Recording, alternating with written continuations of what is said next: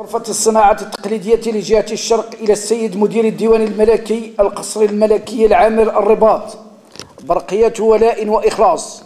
وبعد، يشرفني أن ألتمس من سيادتكم الموقرة رفع نص البرقية التالية إلى مقام أمير المؤمنين صاحب الجلالة الملك محمد السادس نصره الله وأيده،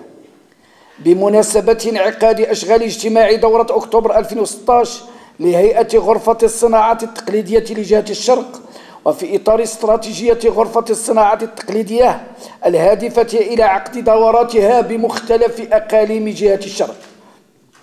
وذلك يومه الخميس 20 أكتوبر 2016 على الساعة 10 صباحا بمقر عمالة إقليم جرادة، بحضور الأستاذ مبروك ثابت عامل صاحب الجلالة على عمالة إقليم جرادة. يتشرف خديم الأعتاب الشريفة السيد إدريس بوجوالة رئيس غرفة الصناعة التقليدية لجهة الشرق بأن يرفع إلى المقام العالي بالله أمير المؤمنين صاحب الجلالة الملك محمد السادس دام له العز والتمكين، أصالة عن نفسه ونيابة عن أعضاء ومديري وموظفي هذه المؤسسة وجميع الصناع التقليديين بالجهة الشرقية، بأسماء آيات الولاء والإخلاص وأنبل مشاعر الوفاء والمحبة الصادقة والتعلق المتين بأهداب العرش العلوي المجيد، معربين لجلالتكم عن مباركتنا للخطوات العملاقة التي تخطوها جلالتكم بحكمة واقتدار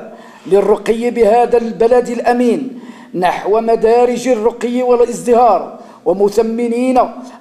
المسيرة الحكيمة التي تقودها جلالتكم على درب استكمال بناء دولة الحق والقانون وتشييد مغرب عصري متقدم ديمقراطي وفي لمكتسباته الوطنية وثوابته المقدسة وقيمه الأصيلة.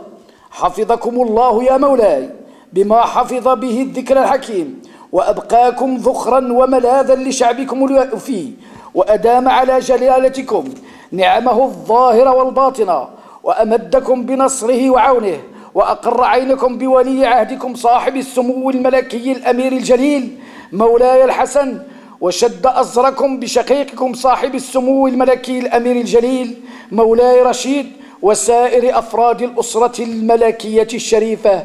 إنه سميع مجيب وبالإجابة جدير. والسلام على مقامكم العالي بالله ورحمته تعالى وبركاته. خديم الأعتاب الشريفة رئيس غرفة الصناعة التقليدية لجهة الشرق السيد إدريس بوجوالة.